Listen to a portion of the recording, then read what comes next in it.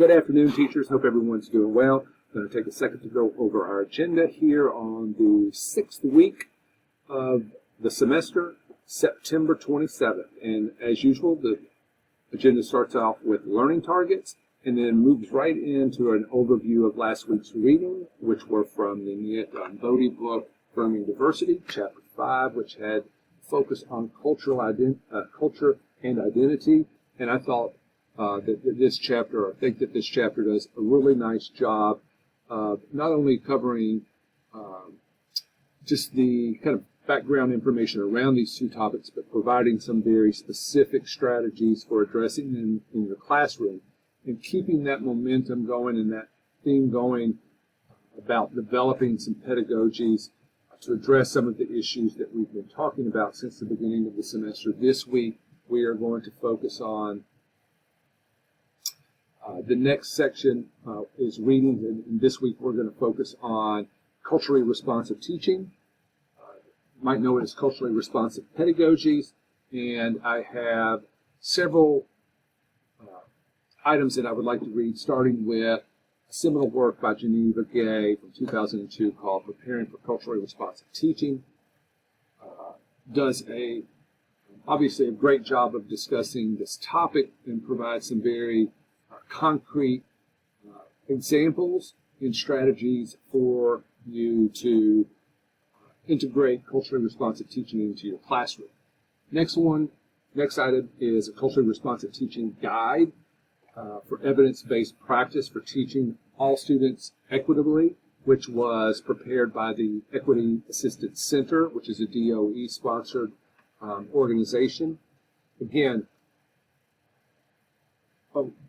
this document covers a wide breadth of information as it relates to this topic, including providing background information, providing examples, providing strategies, and I think that you will find it greatly enriches your understanding of this topic. Next item is 15 important cultural differences in the classroom. This is a website that gives some specific examples of cultural differences you may encounter in your classroom, and then the next one is another website that provides some specific strategies and examples.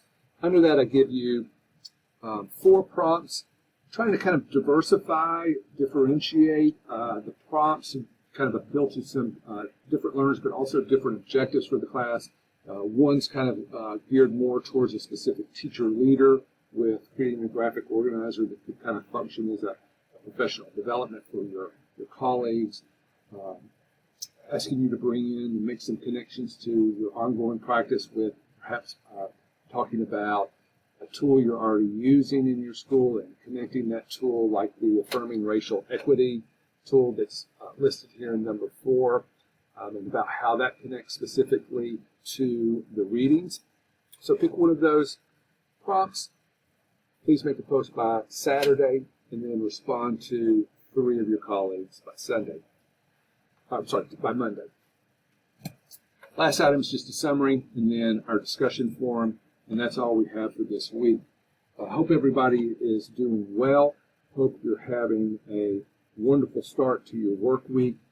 If you have any questions, don't hesitate to contact me. Just a quick note on the culture bags. So one class has been graded. I received an email about this. One class has been graded, the other has not. And as I explained to the person, I'm just finding it a bit daunting to get through. In the past, I've had 12 students in class for this course. Now I've got 50, and I don't want to give up the assignment because I think it's very beneficial. I've heard that back from several students, but it's a little bit more time consuming than it was previously. I will have those graded and posted as soon as possible. Again, with that said, I hope everyone's doing well, and I will see you next week. Take care.